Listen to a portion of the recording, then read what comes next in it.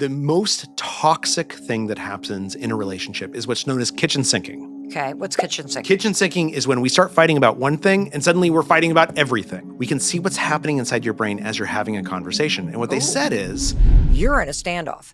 One word turns into a lecture. One look, next thing you know, you're arguing. And now you're stuck. How do you talk to your family when you don't agree?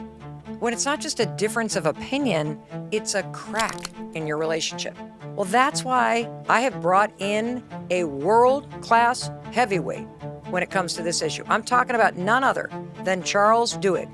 He's a Pulitzer Prize-winning, 3 times New York Times bestselling author, world-renowned researcher on the topic of how to connect and communicate with people. His work and research changed my life.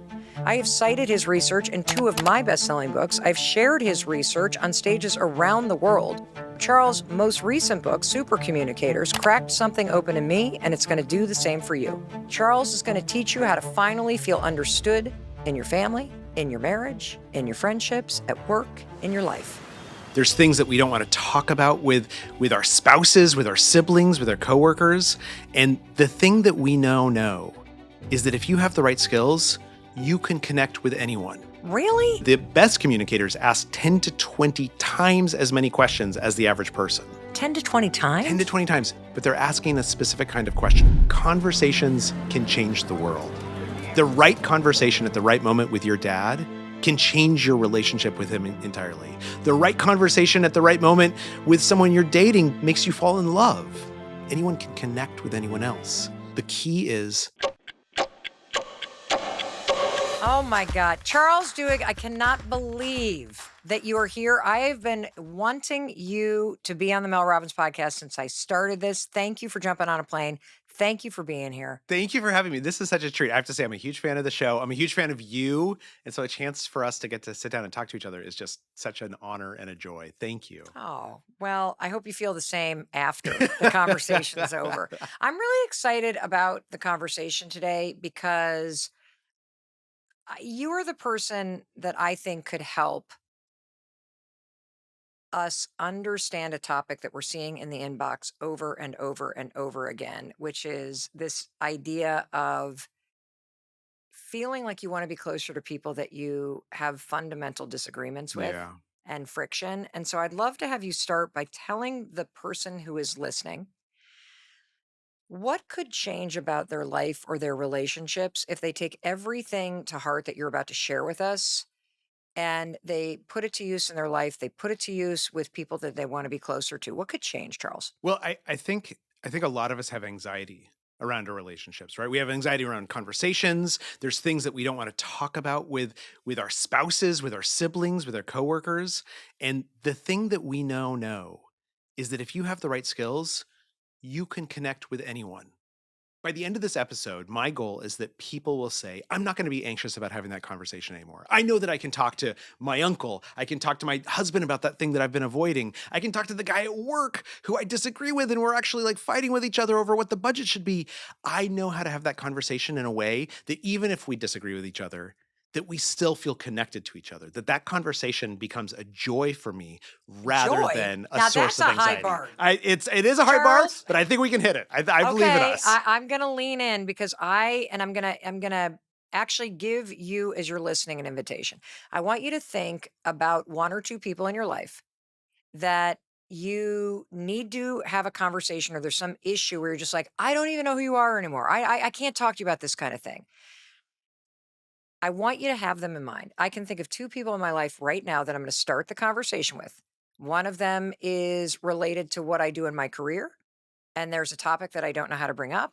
And the other one is related to topics inside my family related to politics that it's just gotten to the point where we can't even talk to each other. And I don't want it to be that way. Yeah.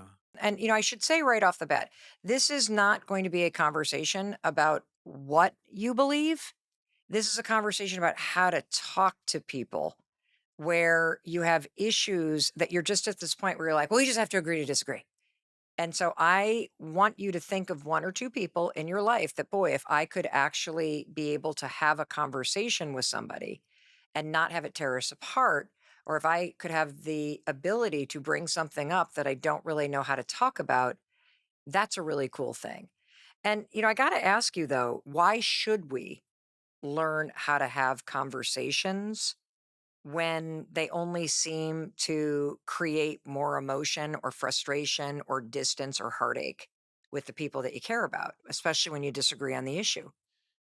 Because those conversations are oftentimes the most powerful conversations of our life. If I think about like why my wife and I fell in love, it was not because we went on a great vacation together. It was not because we saw a fun movie together. It's because we had conversations where I said something real and meaningful and vulnerable, and she said something that was vulnerable and real, and it changed how I saw the world. That is what brings us together.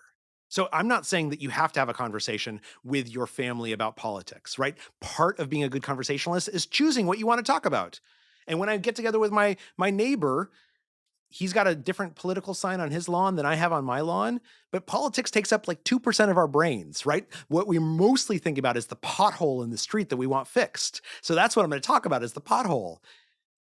But with those people that you care about, with your parents, with your children, the most important conversations weren't necessarily the easiest conversations, Mm. but they're the ones that you remember because they brought you closer together. They helped you understand how this person saw the world, and you helped them understand how you see the world. That is the greatest expression of what being a human is. But I take it based on the research in this book, you're going to teach us how to do that, even when we diabolically disagree with the Absolutely. political sign that is in the neighbor or the parents or the brother in law's yard. Absolutely. And it doesn't mean you have to avoid politics. In fact, you can have a conversation about politics. And if you have the right skills to do so, even if you walk away still disagreeing with each other, you will feel closer to each other. You'll feel more connected. You'll feel like the conversation was a success. This is the thing about conversations. Conversations can change the world. The right conversation at the right moment with your dad can change your relationship with him entirely. The right conversation at the right moment with someone you're dating makes you fall in love. Conversations are incredibly powerful, but the way that we have them so that they are powerful is that we use skills that we know, skills that we use with our best friends. We use those skills on everyone. We become a super communicator. Charles, first of all, I am such a huge fan. You have won the Pulitzer Prize for your reporting and writing. You wrote, in my opinion, the seminal book on the power of habits and research around habits. Thank you. And you are such an important mind and writer. And now you have written this book, Super Communicators: How to Unlock the Secret Language of Connection. Why the heck did you decide to write this book? So it's a good question. For me, this actually started a couple years before I began working on the book with this pattern that I fell into with my wife, which I assume is probably familiar to you, probably to many people listening, which is I would come home from work and I was working at the New York Times at that point, and I would start complaining about my day and talking about, my boss doesn't appreciate me and my coworkers don't realize what a genius I am. And my wife, very reasonably, would offer me some really good solutions. She would say something like, why don't you take your boss out to lunch and you guys can get to know each other? And instead of being able to hear the good advice she was giving me, I would get even more upset. Right? And I would say, why aren't you supporting me? You're supposed to be on my side. You should be outraged on my behalf. And she would get upset because I was attacking her for giving me good advice. Does this ever happen to you and your husband that one person wants to discuss an emotional problem, the other person offers solutions to it that are not necessarily appreciated? It not only happens with my husband because I'm your wife. I miss, well, let me solve the problem. But it happens all the time with my adult kids Yes, where they're sharing about something and I will either see the other person's side, which absolutely. just pisses them off so much. You're not hearing me. Can you just validate me? Which is a helpful cue. But yeah, I think am the chief offender in my relationships of not actually listening the right way. You're right. It's about listening, but it's also about understanding what's actually happening in that conversation. Okay. So after I had this issue with my wife, I went to all these researchers and I asked them, why do I keep making this mistake again and again and again? And they said, well, we're really glad you showed up because we're actually living through this golden age of understanding communication for like the first time in human history because of advances in neuroscience and neural imaging and data collection. We can see what's happening inside your brain as you're having a conversation. And what they Oh, said is, when you are having a discussion with your kids or I'm having a discussion with my wife, we think we know what that conversation is about. We think we're having a discussion about what happened today or how things are at work. But actually, we are having multiple different kinds of conversations all at the same time. And in general, these different kinds of conversations, they tend to fall into one of three buckets. okay. So there's three different types There's of three different conversations. types of Okay. conversations. There's practical conversations, right? Where we're making plans together or we're solving problems. But then there's also emotional conversations where I tell you what I'm feeling, and I don't want you to solve my feelings. I want you to empathize. I want you to validate me. I want you to tell me that it's going to be okay, right? The same way that when your kids say to you, Mom, I don't want you to solve this problem for me. I just want you to tell me that like it's going to turn out all right. That's an emotional conversation. And then finally, the third type of conversation are social conversations. What are those? That's about how we relate to each other, how we relate to society, the identities that are important to us. I identify as a mom or a dad or a worker. And what's really fascinating is all three kinds of conversations are all equally legitimate. And in a discussion, we'll probably have all three conversations. But what's important is if you and I are not having the same kind of conversation at the same moment, we can't really hear each other. Not completely. And we certainly won't feel connected to each other, which is exactly what happened with me and my wife or you and your kids, right? I came home, I was having an emotional conversation. Your kids are having an emotional conversation. My wife responds with a practical conversation. She says, here's a solution. But because we're having different kinds of conversations, I can't hear the good advice she's giving me. All I do is I get more upset. And so, one of the big skills that super communicators have, the best communicators, is they're aware of these different kinds of conversations and they're asking themselves, what kind of conversation does this person want to have with me right now? And how do I invite them to have the kind of conversation that's important to me? So, one of the first takeaways is because I think we can all relate to that feeling of being misunderstood and that feeling of not being listened to or that feeling of being talked at. Is that if you're in that frustrating dynamic with somebody where you come home, you just want to vent, you just want somebody to connect with you emotionally, validate how you're feeling because you're letting off steam, that when you have a mismatch, because your wife's like, oh, well, I don't want you to be sad. Let me problem solve. And then Right. you start to get frustrated. And now you're actually causing tension with the two of you. Yes. And both of you are like, well, we're just trying to have a conversation. One of the first skills that you're teaching us is in those moments, ask yourself, what am I actually trying to do here? Am I trying to Absolutely. connect emotionally? Am I trying to handle logistics? And I don't want to have some deep conversation because that's another thing that happens is, somebody will be handling deep, like they want to just figure out the mechanics for the week. And I want to have a conversation about feelings. And they're like, I don't want to talk about my feelings. Why do you always have to talk? That's so helpful. It's absolute, and you're absolutely right. So the first skill, the first big takeaway is try and figure out what kind of conversation you want to have, right? Gotcha. Am I in an emotional mindset? Am I in a practical mindset? Am I in a social mindset? And next, let me ask you or pay attention to what kind of conversation you want to have. Well, And I some don't care about you though, Charles. Like I just want like that's part of the problem is I literally don't care about you. See, I don't, I You know don't, what I'm saying? I I know don't that's believe true. you. I think you do care, right? That's why we're having the conversation is because we care about the other person at least a little bit. That's true. I guess when you come home, because we can all relate to that feeling. You've had a really stressful day at work or school, right? Or a Yep. stressful commute home. You walk in the door, you start venting, you just want to sort of unwind. And then now all of a sudden, you are in a frustrating dynamic with somebody else. Yep. And in that moment, I actually don't care, right? About my husband's feelings, because now I'm annoyed that I'm not getting what I wanted, which is the emotional release. And so what you can do at that moment is you can just announce, like, I don't need you to solve this problem for me. I just need to vent. I just want to tell you. Or Chris can ask you. Chris can say, okay, Mel, do you want me to like help you solve this problem? Or do you just need to get this off your Yes, chest? that is the best It line feels in like, your and, book. and it's such a relief when someone asks that, right? Because sometimes we haven't asked ourselves. Sometimes we haven't taken the second to say, like, oh, what do I actually want out of this conversation? And it's really powerful when we give people a chance to do that. Okay, so can we set the table on Sure. something? Because I'm now thinking it makes sense to me. There are logistics, right? It's Right. all business. Let's Right. just like figure this stuff Let's out. figure out where we're going on Right. vacation. Yep. What are we having for dinner? Yep. Yep. There's emotional. I Yep. just need somebody to validate. I need the hug. I need to vent to somebody. And then there's social. Right. I don't understand what social conversations are. So social conversations are actually the most frequent conversations we have. And Okay. it's a social conversation is when in a conversation you say, the way that I see this as a mom is I see this a little bit differently than you. Mm. What you're doing is you're telling me who you are, how you see yourself. Or when we're saying, hey, Jim was a little weird in that meeting. Like, what do you think's going on with Jim? Like, why wasn't he enthusiastic about this idea? That's a social conversation. And I'm assuming that most of the hot topics, whether it's politics or it's religion or it's issues that we see in the news or opinions about family members, that those are social Those are social conversations conversations. gone way Absolutely. wrong. Absolutely. Okay, so let's talk about how to have those conversations a little bit better. And let me clarify for the three kinds of conversations, they all have something different that we're seeking. When you or and I are having a practical conversation, the goal is a solution. When you and I are having an emotional conversation, the goal is empathy.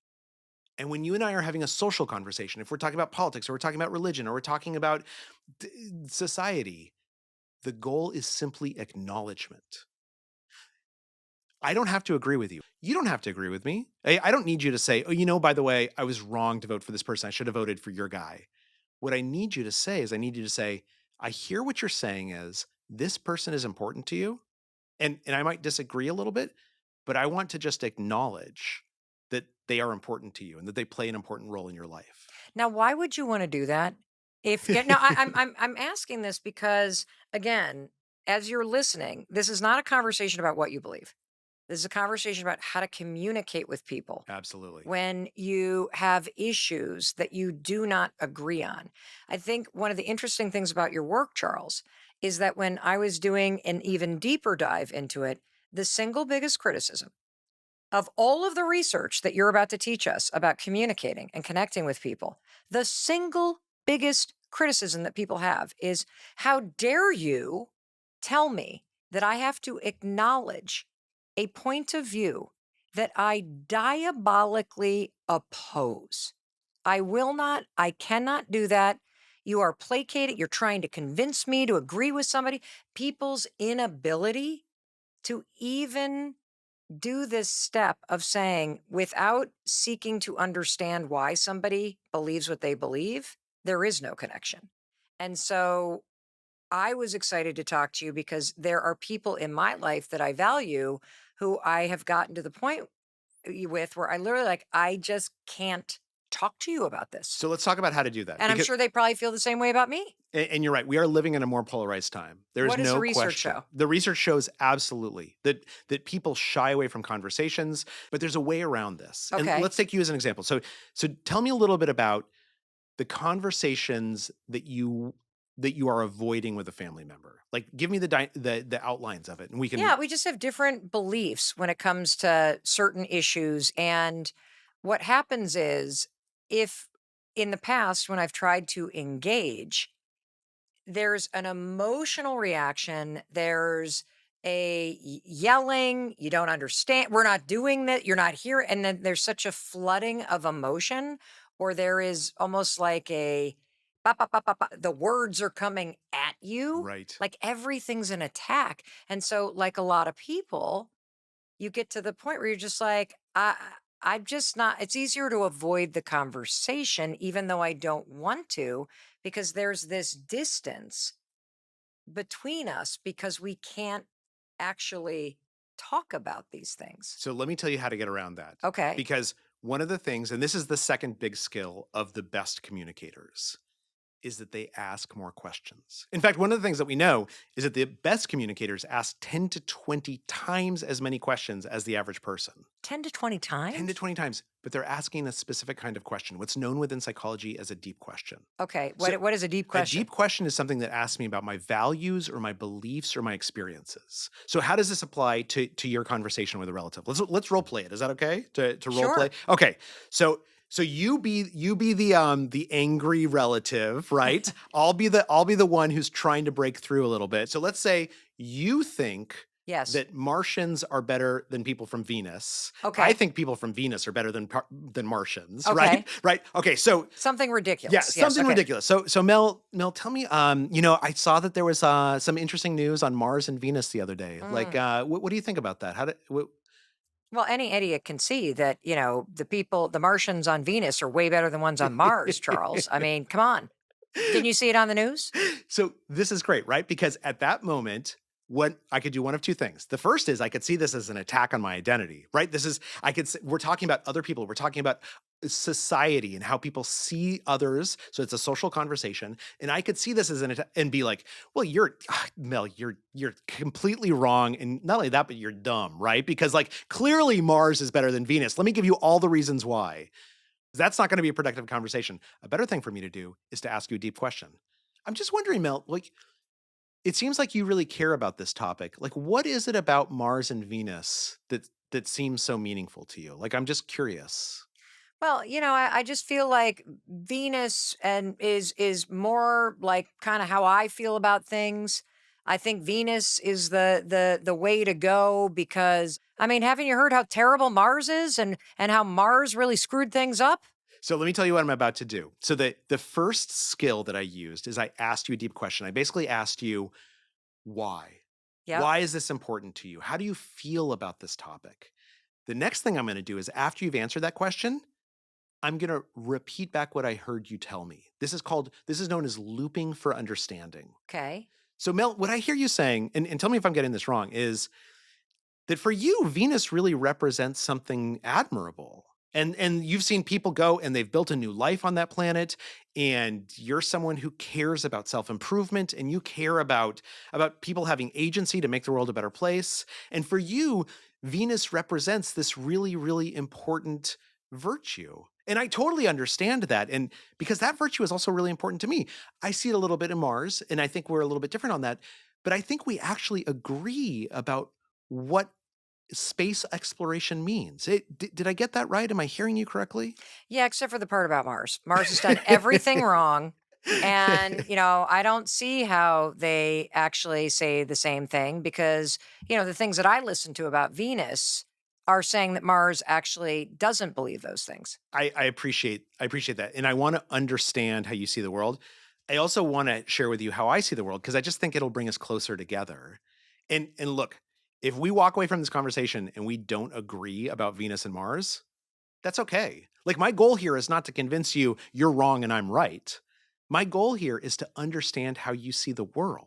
You and speak in such a way that you can understand how I see the world. And stepping out of the conversation for a minute, the reason why that's so important is because if we understand each other, even if we disagree, even if we walk away and you think that Venus is the best and I think that Mars is the best, and we think each other are kind of idiots for believing anything differently, as long as we have tried to understand each other, we will feel more connected to each other. And that connection is how we build a relationship. That's how we build a friendship. If you think about your best friends, you don't agree all the time with your best friends, but you still love them because you're connected to them. Do you think we've gotten to a point, though, where people would rather be right about their beliefs than really try to stay connected to people? I think we live in a society where right now people are telling us that being right is more important than being connected. Hmm. And we are seeing the wages of that sin, right? We see it in our politics, we see it in our daily life, we see it in the news. When we prioritize being right over being good neighbors, we can walk down a really dangerous road. And that doesn't mean that we should give up on the things that we believe in, right? If I believe in something, I believe I'm right and I believe you're wrong, I'm going to work hard to help you see the world the same way that I do. Maybe I'll even convince you that I'm right, but that's not my goal. My goal is to understand you and to let you understand me because then we can live alongside each other peacefully. We Hmm. can build a community and a society together. That's what matters. Well, one of the things that I saw over and over in the inbox is people talking about how the current state of the world is tearing their families apart. In fact, I want to read you a question from a listener, Megan. My Democratic kids and nephew believe that my Republican mother and sister and brother in law's views are, quote, unforgivable. They want me to intervene. Forget the politics of it. And I believe that's a difficult thing for people to say right now because everything is at a boiling point Absolutely. and every issue feels like it's the highest stakes. And so it is hard for people to just forget about the politics. That's a very convenient thing to say, right? Megan writes, so I believe in family first. How do I navigate this mess? Okay, so let's talk about the three skills that we just learned, right? Okay. Number one, try and figure out what kind of conversation is happening. Is this a practical conversation, an emotional conversation, or a social conversation? Well, how do we know the difference? Because this is like one of those conversations that I don't want to get in the middle of this like cat fight. I don't want to be the family mediator all the time. I don't want to go to that family like, barbecue Right, where right. everybody's simmering and whispering to the people that believe the same So let's talk things. about the conversation with our kids first, Okay. right? Because we're going to bring them together eventually, but first we're going to talk to the kids. They Here's what I would ask. You have said that you think that their opinions are unforgivable. So I want to understand if this is something that really affects you emotionally, or if this is just you think it's the wrong choice for society and we should move in a different direction. It's Hmm. kind of a practical question. So let me ask you, and this is the second skill. Let me ask you a deep question.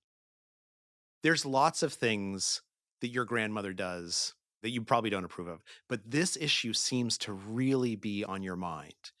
Tell me why. What does this issue mean to you? Why is this important?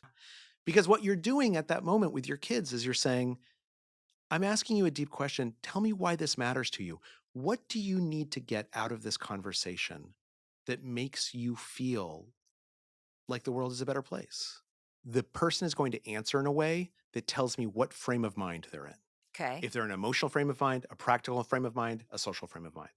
They teach teachers how to do this by telling them if a student comes up and wants to talk to you, you should start the conversation by saying, do you want to be helped? Do you want to be hugged? Or do you want to be heard? So let's say that they were Well, to, what do you do if they say heard? Because I think if somebody's already using language, it's unforgivable. Like, I don't even know who you are anymore. We yeah. can't talk about this stuff. How could you possibly believe that? That there is a deep seated desire that the other person actually changes their point of view, right? Because without changing your point of view, I believe that you and I cannot connect. Do you see what I mean? Like, that's what that word says to S- me in Megan's question. So, I agree, but let me adjust it a little bit because I don't think that I necessarily need you to change 100% to how I see the world. Hmm. I think that I need you to acknowledge how I see the world and that it's valid, right? Okay. So this brings us to the third skill. So what do we do when we're sitting down and they're saying either, things that are offensive to me or they're saying that what they've said is unforgivable, I can't get along with them? We've done the first two skills. We've figured out what kind of conversation we're having. We've asked a deep question. Now we prove that we're listening. Because that thing that you just said, I need you to change your mind, is not actually what most people feel.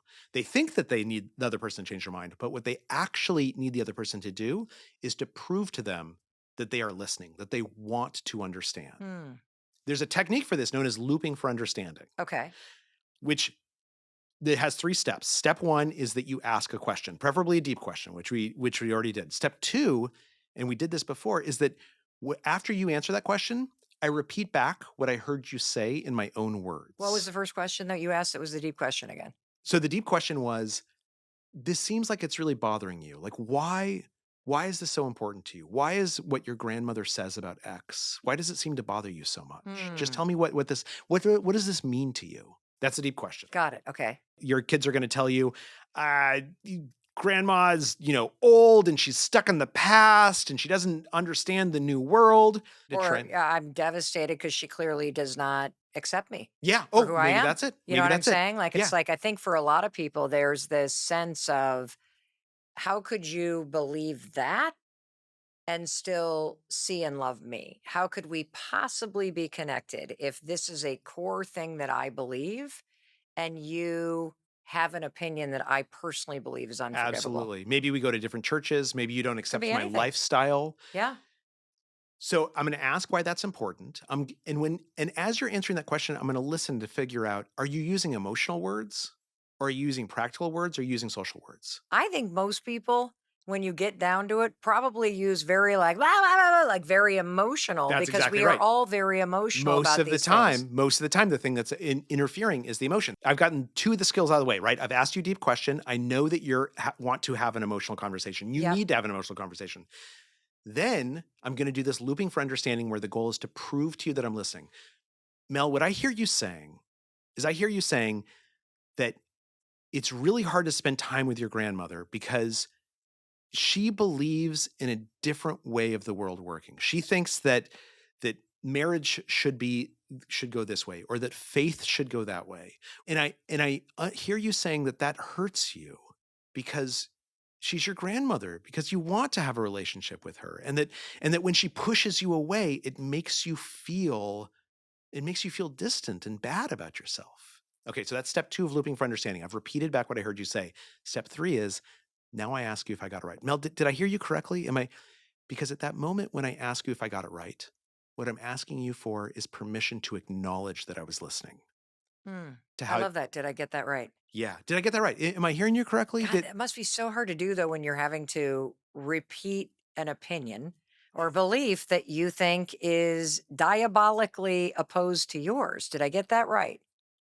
It's hard the first couple times. One of the wonderful things about the human brain and how the human brain has evolved is, if you think about it, communication is our superpower, right? It's the thing that sets us apart from every species. So our brain has evolved to be really, really good at communication. And as a result, when we practice things, we make them into habits very, Hmm. very quickly. So the first time that I say, Mel, what I hear you saying is that we should kill all puppies on earth. And that you What? believe that. Now I'm like, how could you believe that, Charles? But I hear that it's because you really care about cats. Did I get that correct? Am I hearing you accurately? Once I get into that habit, here's what's going to happen. Once you believe that I am listening to you, Yes. you're going to become more likely to listen to me.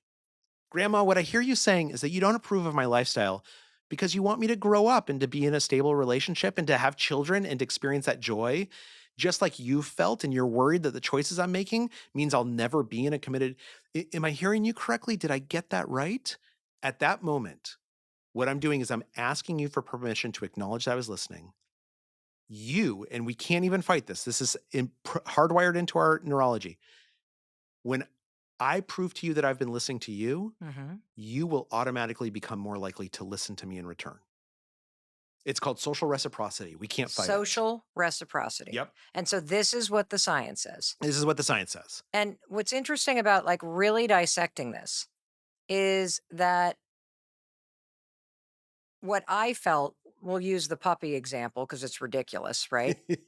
Is that the second you acknowledged that it's because I love cats, the kind of defensive stance that you have when you are opposed to somebody else drops. Absolutely. And the other thing that I'm getting from this is that the grand irony of all of this is that as you were starting to ask the deep question, why does this bother you so much that your grandmother believes this? What I started to hear is that why it bothers us is because we don't feel connected to or aligned with the people that we want to be connected and aligned with. Is Absolutely. that Absolutely. At the core of that, why does this bother you so much that your brother in law keeps saying this? The deepest reason is because I want to be close to my brother in law. He's my brother in law, right? Or I want to come home for Thanksgiving and I don't want to like have the entire meal be tense, and I don't want to like be waiting for like the wrong thing to be said. I want to be able to right? Or the rant relax. about whatever. Yes. And so once I acknowledge that, once you help me by asking me that deep question, once you help me understand what I actually want here is, I don't want my brother-in-law to agree with me. I just want us to be able to live peacefully among each other and feel connected. Then suddenly, all of a sudden I can say, you know what? Actually, I don't need him to vote for the same guy that I vote for. I just need him to understand that that we have a difference of opinion, and that's okay. And we're going to live our lives in different ways, but I'm not judging him and he's not judging me. Everyone says if you're not speaking out about this stuff all the time, then somehow you don't care about the issues. Yeah. And the truth is, if you understand the research, anytime you're shouting your opinion, people aren't listening to you. In fact, there's study after study shows the more evidence that I give you, the more ingrained your opinion becomes. I think this is really important if you're listening and you think that this is somehow a way to avoid being active in your community or to avoid addressing hard issues. It is so important to understand that the way that we have evolved at this point, where we cannot talk about things, where we are so reactive, where we are so right, and you may be right about your opinion about whatever topic. And you probably are right about your opinion about whatever topic. But if your entire objective is to convince other people that they're wrong, you're actually creating a bigger divide. Absolutely. So ironically, it's not just about staying close and connected to people. If you have any chance in hell of changing somebody's mind about a topic where you are morally opposed, the only chance you have based on the research, is this what you're telling us, Yeah, Charles? Is absolutely. to use these techniques to make the other person feel listened to and understood so that you open up the pathways in their brain to entertain a different point of view. That's exactly right. Wait, so here's the key thing that's happening is that nobody believes anything 100%, right? No matter what you are, politics, religion, sports, nobody says the Mets are the greatest team ever. They will always be the greatest team. If you get them in an honest frame of mind, they say, hey, the Mets are pretty good this year, but like 2 seasons ago, they were terrible, right? And so what we want is we want to get to that softness. We want to get to that moment Mm, when I'm willing to say, here's what I believe, but I acknowledge that there are gray areas here. And what I'm asking you is you believe something different, but I want you to acknowledge that there are also gray areas. And in that gray areas, we can start to influence each other. The way that we get to those gray areas is by saying, I want to understand what you're saying. I want to understand how you're seeing the world. And I want to speak in a way that you can understand what I'm saying. mm, Because there's probably these gray areas that we agree on. So mm. let's start there. That is a much, much more powerful way to change someone's mind than to say, you know what, you're an idiot. You believe that about the Yankees? Like, I can't do you read? Are you illiterate? That's never going to change someone's mind. Well, and here's the thing. What I love about this is you can have that opinion and use these tools to A, stay connected to somebody, B, diffuse all the tension and emotion and the righteousness and the name calling, and C, actually use science because you're actually keeping them open minded to hear your side. And so if you have any chance of influencing other people, this is the way you do it. Absolutely. What does the data and the research say about arguing? There are different ways of arguing, Okay. and that can be toxic or can be productive. Oftentimes, when we're in an argument, that fight or flight instinct is going. And so, my instinct is that I want to control something. Right? That it's just a totally natural human instinct that like when I feel threatened, I want to find something to control. And the easiest thing to control is the person across the table from me, right? So I'm going to try and control you in all kinds of ways. I'm going to tell you what topics we can talk about. I'm not going to talk about that. I'm not going to talk about your mother, right? I'm going to try and control the timing. I only have 5 minutes for this conversation. Like after 5 minutes, I'm taking off. I'm going to try and control your emotions. Oh, you're upset about that? You shouldn't be upset about that. That's not something that worthy being upset about.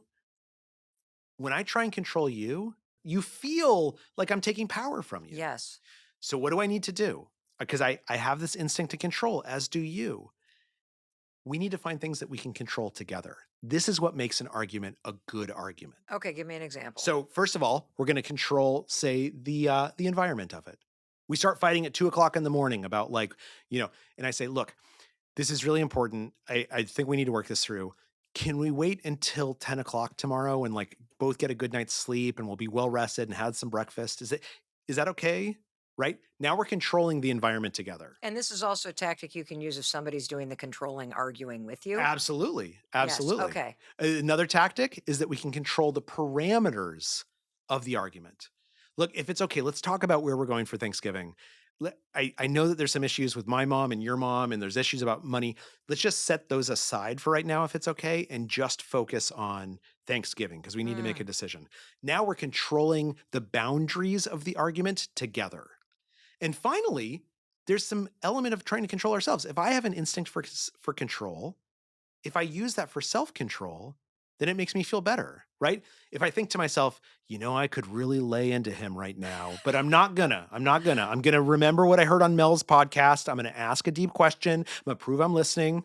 Suddenly we feel better. We feel better about ourselves because we're controlling ourselves. We love exerting self-control. It feels good. It feels virtuous. Yeah. And so instead of me trying to control you, Mel, you got to agree with me. We're not going to talk about that. Yes. Instead, what I'm going to do is I'm going to find stuff we can control together. And most importantly, I'm going to say, you know what?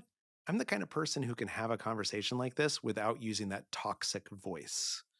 I'm going to control myself and I'm going to feel good about it. Or what my family says to me, happy to have this conversation with you when you're not this emotional. Right. And I'm like, ah, no, no. And I'm like, okay, you're right. You're right. You're right. I'm sorry. I'm sorry. I'm sorry. Yeah. There's 3 rules that the research says we should do when we are going to have an argument with someone. And arguments can be really healthy. I'm sure you argue with your husband sometimes, right? I argue with my wife. Sometimes we argue with our best friends. That arguing is because we care about something and because we want them to understand what we care about. So the argument itself is not necessarily a problem. It's when we have the argument incorrectly that it Okay. can become toxic. Okay. So here's the 3 rules. Number 1, you and I, okay, dad got divorced and I want to talk to him about it. And I know it's going to be a big, like, beat down argument. Oh, yeah. Because he's now got this new person. He has a whole new Exactly. life. He does Okay. not spend time with us, like the whole thing. Step 1, I'm going to start that conversation by acknowledging that this might be uncomfortable. I'm going to say to you, Dad, I want to talk to you about something. And let me just say at the outset, I don't think this is going to necessarily be an easy conversation. And I think that we're going to disagree with each other. But I want you to know that my relationship with you is important enough that I want to have this conversation and I want to understand why you're making the choices you're making. And I want you to understand how I see them. But it might be a little uncomfortable. It might be a little awkward, but that's okay. Cause it's important enough to me to have the conversation. Why would you tell him it's going to be a hard conversation? Like to me, because as you're saying that to me, Yeah. and I'm thinking about being the dad, I'm like, I don't want to have a hard conversation with you. I'd rather just not talk about this and pretend everything's okay. You see what I'm saying? But Why does this work based on the research? what the research tells us is that when I acknowledge the discomfort, it starts to lessen it. Right? All of a sudden, like imagine if you're talking to someone and you say, "Hey, look, I got to give you some bad news," right? That and then you give them bad news. That doesn't mean that the bad news is any less bad, but it actually means that it's easier to hear because someone's prepared for it. The thing that makes us avoid conversations is anxiety about the unknown. I'm going to bring up this issue with Mel and I don't know how she's going to respond. I'm going to talk to my dad about his new girlfriend and I don't know if he's going to fly off the handle or if he's going to tell me all these intimate details I don't want to know about my dad, right? So the way that I make that conversation easier is I start it by saying this might be awkward, but then I do the second step, Okay. which is I announce my goal for this conversation and I ask you what your goal is. Okay. And I'm going to tell you what I want out of this conversation. And I'm going to ask you what you want out of this conversation. And the reason why that's really important is because it helps us stay focused on what matters and not get distracted by all the fights we could have. And oftentimes, that goal that I'm saying is a goal that we share, right? If I say to you, Dad, I want to talk about this. I know it's going to be awkward, but our relationship is so important to me that I want to understand and I want you to understand how I see the world. What I'm saying is my goal here is to preserve our relationship. So let's take the example of dad Mhm. and mom get divorced. Dad now has brand new girlfriend, whole new lease on life. The girlfriend is moseying in. You don't even recognize your father. You're mad about the way the girlfriend's taking control of everything. How do you start that conversation with your father? So, Dad, I want to talk to you about something that's been bothering me for a little while. And this might be a little bit of an awkward conversation. And I just want to acknowledge that and say it's okay. Because what's most important to me, Is this about Cindy? Yes, it's about Cindy, but it's actually about you and me. Like, I want our relationship is so important to me. I want to understand what's going on in your life, but I also want you to understand how I see the world because my goal here is that I really you're my dad. Like I want this relationship to be as strong as it was before before the divorce. And let me ask you before we get into it, if we're going to talk about Cindy, what do you want? Like what do you want me to carry away? What's important to you that I understand about your relationship with Well, Cindy? I want you guys to stop attacking her, and I want you to Okay. stop judging me, and I want you to, like, let me live my life. Perfect. So now we know our goals, right? My No, goal but do is you to hear how my, like, absolutely, absolutely. You're getting riled up, and that's okay. That's natural because I already said this might be a little bit awkward. I've given you permission. The fact that you're getting riled up, that I'm getting riled up, that doesn't mean the conversation's a failure. That means that the conversation's operating the way it's supposed to be. And I already said it might be a hard conversation. but do you say anything about the emotion? Or Of do you course, of so what course. do you And say? at that moment, I'm gonna say, look, what I hear you saying, I'm gonna do this looping for understanding. Look, what I hear you saying is I hear you saying that you want me and Cindy to get along with each other, and that's really important to you. Am I getting that right? Am I hearing you correctly? Yes, and I'd like you guys to stop judging her. Like, she's really come in and I'm much happier, and she's helping me do a bunch of things, and you guys are all just kind of like not accepting. I what I hear you saying is that you're offended. You're offended by how we're treating your girlfriend. That you think that we're treating her like she's not a member of this family, and you believe that she is a member of this family. You care about her. Exactly. Okay, so I hear that. Now let me tell you from my perspective why I might have come across that way. My model for what a marriage should be was you and mom. And when you guys got divorced, it just it kind of rocked my world. It made me question everything. And then for Cindy to come in like a replacement, it makes me worry that someday I'll be married and my husband might divorce me and he'll replace me without any problem. I think for me, Cindy, she's not just your girlfriend. She's someone who's trying to be my mom. And I don't want that. I already have a mom. As you started to acknowledge it, and then you even did this thing where you said, I can understand how she would feel that way, and I'll acknowledge my part. I literally felt myself, even though we were role playing, just start to drop the Calm down. shoulders. Yeah.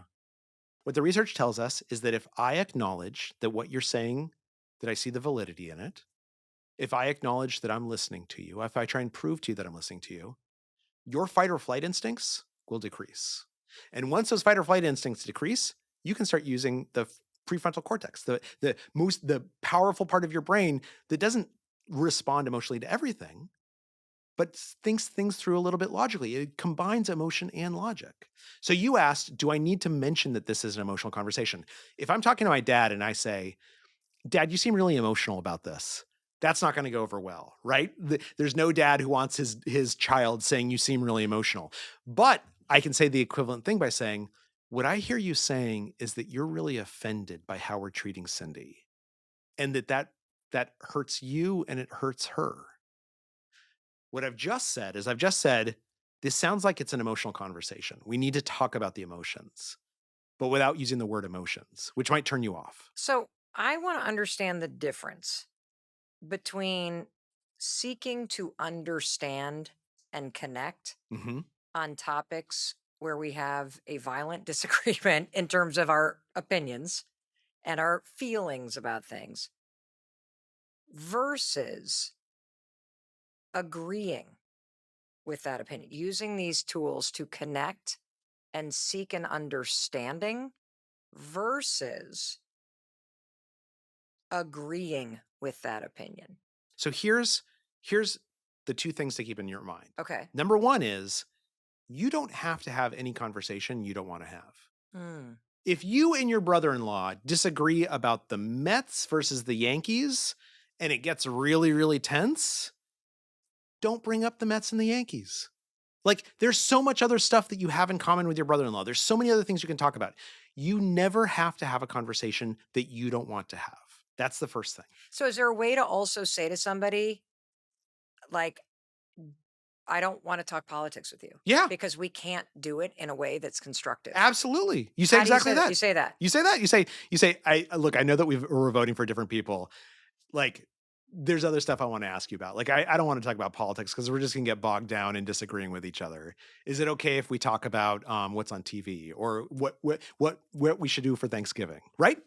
But now let's say you're in a situation, it's your dad and he's got a new girlfriend where you don't feel like you can avoid the topic. Mm, It's a conversation you have to have. okay.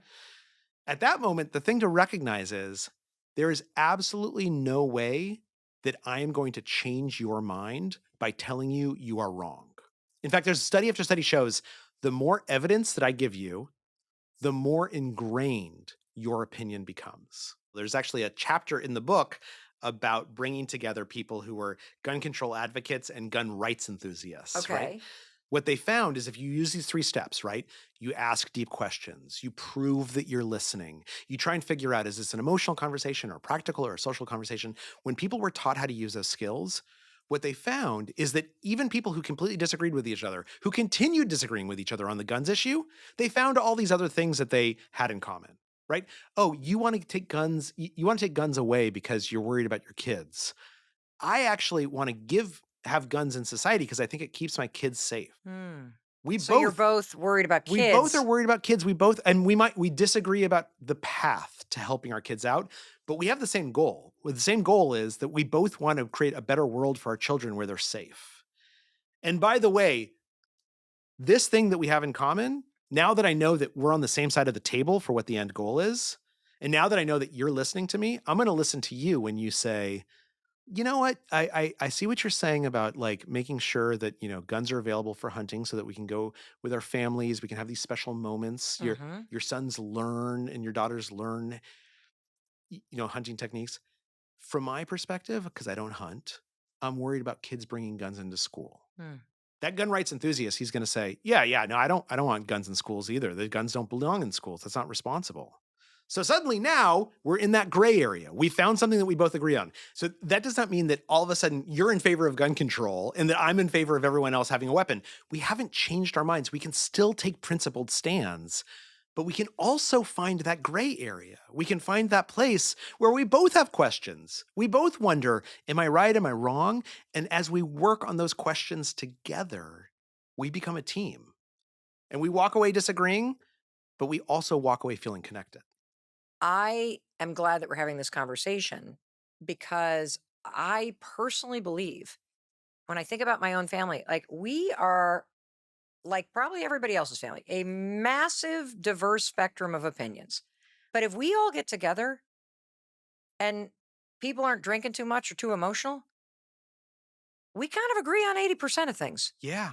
And the truth of the matter is, it's still true, except that now there's so many pressures to make us ignore that 80% and to focus on the 20%. Yes, and it feels like everything's been hijacked by headlines and bots and, people screaming into microphones and we have forgotten how much we have in common and Absolutely. how reasonable most people are when they feel listened to and when you can find this common thing to work on together. And what I love that you're giving us is if you want to be closer to your dad, if you want to stay connected to your grandmother, if you want, and again, I say want because you get to choose. Yeah. If your sister in law has a point of view about an issue that makes you feel that she has rejected who you are as a person or who you love, you do not have to have a relationship with her. She's And never that's going your to approve choice. of me, and I'm never going to approve of her. And that's okay That's okay. because we But don't at see each least other. I've used the tools. I don't have to be emotional or offended by it. You have shown me exactly who you are. Let her.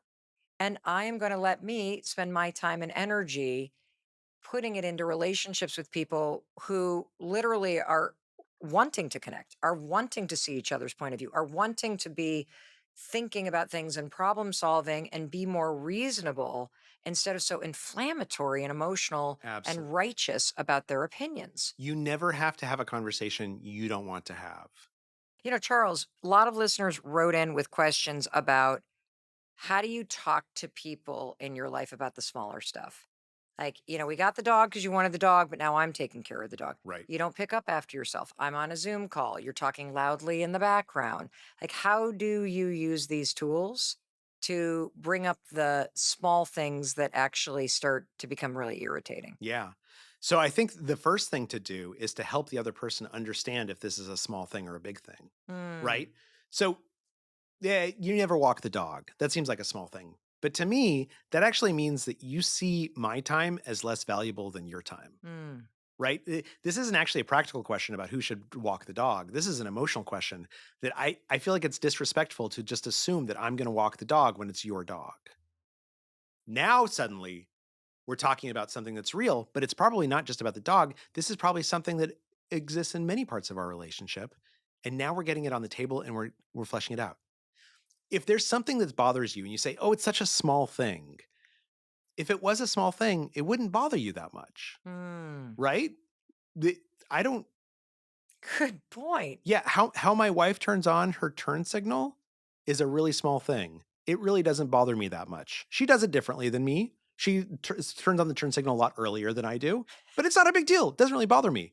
On the other hand, if there is something that is bothering me, it's not a small thing. The thing I'm focused on might be small, but there's an underlying reason under the reason that I have to get onto the table. And that means I have to have a conversation with myself sometimes. I have to sit down and I have to say, why is this bothering me so much? What's really going on here? How do I explain this to my husband? Why it bugs me so much that I have to walk the dog, which doesn't seem like a big deal. That's what relationships are.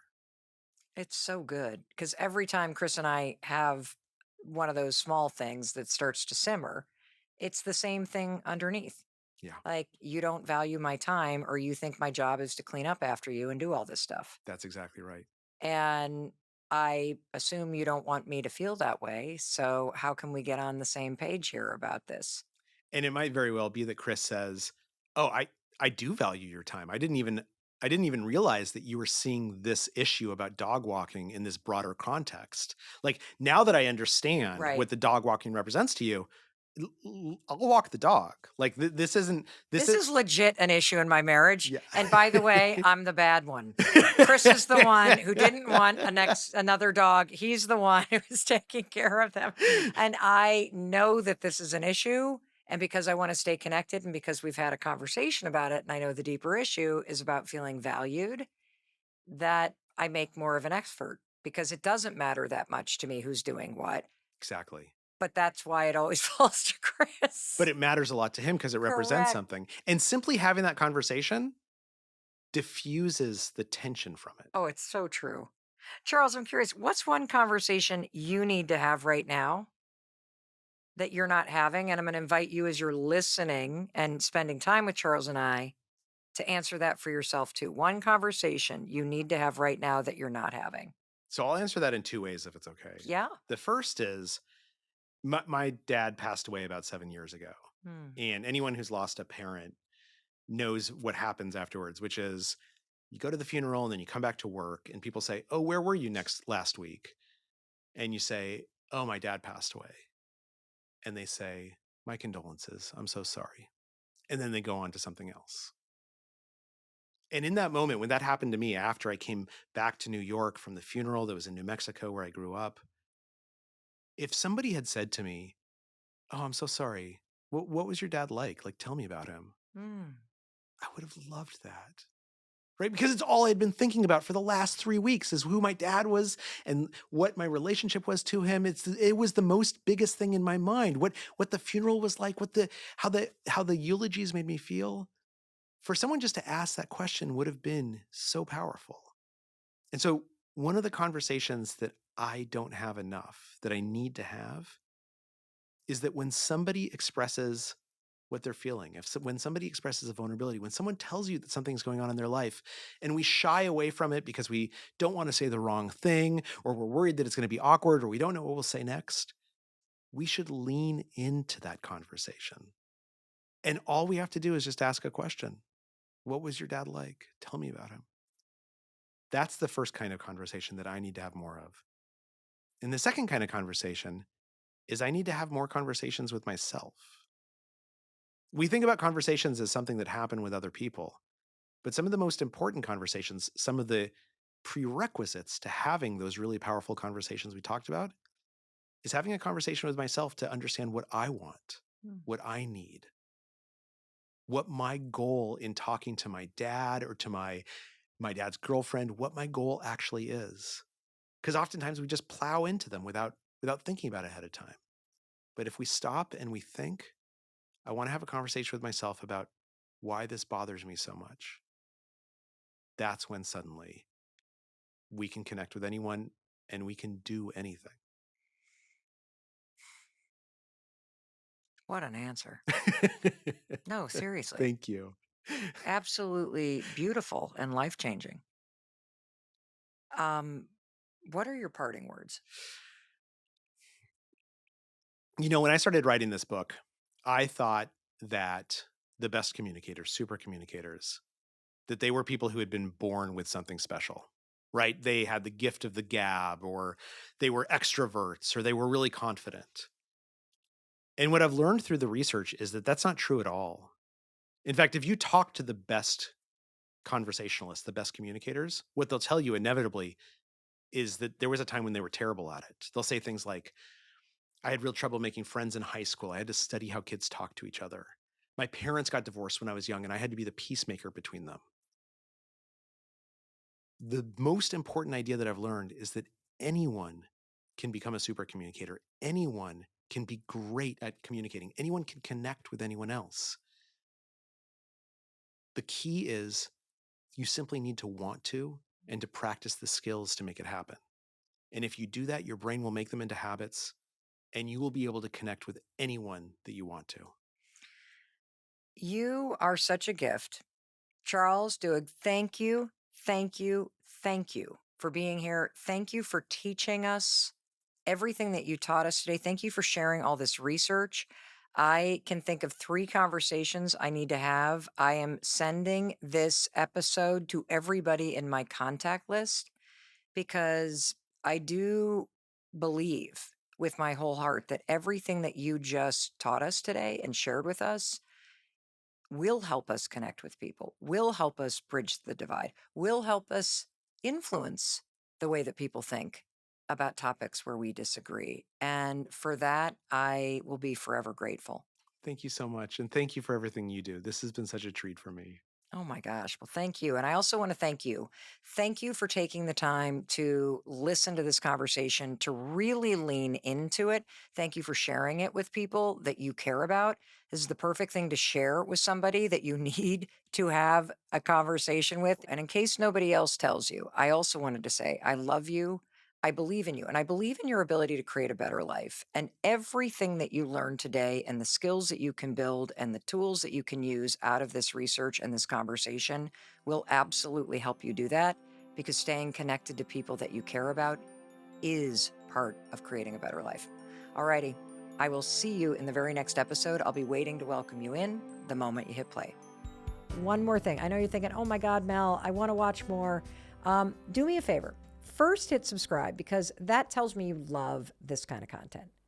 And it also supports me in being able to bring you all of this inspiration and these research-backed strategies every single day. So just hit subscribe. Please, please, please. Thank you, thank you, thank you.